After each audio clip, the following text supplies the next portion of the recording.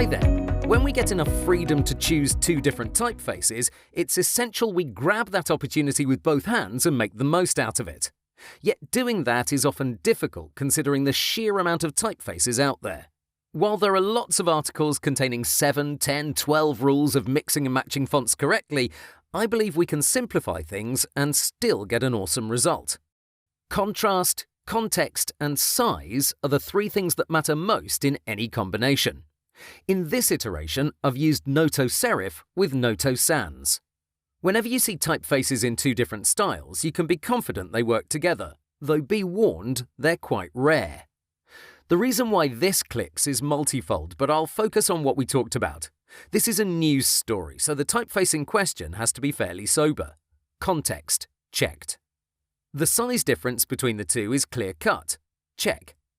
Finally, the fonts are different enough, so we've achieved a good amount of contrast. 3 out of 3. Taking a step back, contrast is probably the most important point. Let me give you an example. In this artboard, I've used two different typefaces. Can you tell? The headline is in Source Sans Pro, and the body text is in Roboto Regular. The problem here is that this looks like a mistake. The typefaces are too similar, and thus we're not getting any value out of this combination. Even if I made the title bold or even black, the difference still wouldn't be enough. This is why we generally combine serif with sans serif fonts. In most cases, they're night and day. Another form of this principle is in my field sizing versus my buttons. If a field is 80 pixels tall, then my call to action has to be either 80 or 100 pixels. I never want to be in a grey area where you scratch your head thinking, are these two different items rocking the same height? Of course, this recommendation can be broken, but it's best you try to apply it in most cases. Another example is what we just did with our spacing. We left 50 pixels from the title to the action bar and another 50 from the article's details to the actual article itself. Between them, though, I only used 30. I use this principle in all situations. I always strive to make things look different if that's my intention. If I used 40 pixels here and kept the rest at 50, that could have been interpreted as a mistake. Please note that I'm not saying users are going to write angry emails about the lack of consistency. I'm saying these small details make a big difference regarding the feel of the screen. If that's confusing, ask any designer that's ever worked with clients and he'll be sure to tell you that he's heard this expression a million times in a million different ways. Something feels off, something's not right, I can't put my finger on it, but it doesn't look right. My speculation is these little details can help you steer clear of those comments.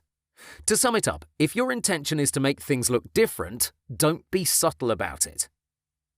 Going back to pairing fonts, my next artboard features a classic combo. Merriweather Bold, a fantastic serif font, with Open Sans, one of the most widely used typefaces out there that has lots and lots of weights. This looks great and you can use it in just about any app. As always, you should check each font's size to make sure you're not bloating your app, but yeah, these form a winning combination. Another one of my favourites is Libra Baskerville Bold with Roboto. Actually, any typeface with character can be paired with Roboto with ease. That's because it's very neutral. Roboto can be used in any type of content without looking out of place. This is why it's a Google-recommended typeface. A variation of this artboard is this one. Here, the headline is EXO Bold, which is generally used in the tech sector. Here, not only is the contrast evident, but context is being given its proper due. You can think of the app's context in terms of a line that spans from friendly to neutral to cold. In the next artboard, we have a combination of Dosis Bold and Dosis Medium. As you can see from the title, this is a fun story about National Donut Day. I'm not saying every article should have its own typeface depending on its nature. Instead, think about the target audience. If this is for young readers or for trendy people, this beats EXO hands down. On the other end, this seems appropriate for a tech website. If you have any doubts, check out techcrunch.com, one of the most visited websites in that niche. They've recently had a redesign and their typography is on point. That's context.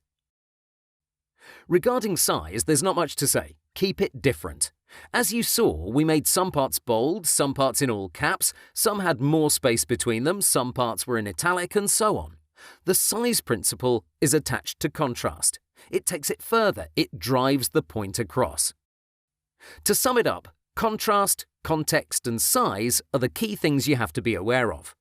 You have this PSD attached with do's and don'ts, but before we leave, I want to give you a tool that can help you find good pairings, and that's Google Fonts. I've seen a lot of designers miss one important part. Click on a typeface and scroll down. Here we can see popular pairings with this typeface. This is an easy way to check out various combinations. The best flow is this. You find your headline typeface and then you use this section to quickly check out your options. As far as I know, this list of suggestions is compiled based on what Google detects on the web. While it's not bulletproof, it's a great starting point and a quick way to get things going. My advice to you is experiment with different looks, but always consider your target audience when you choose any typeface, especially if it's a flamboyant one like Lobster, Courgette, or Pacifico. Have fun!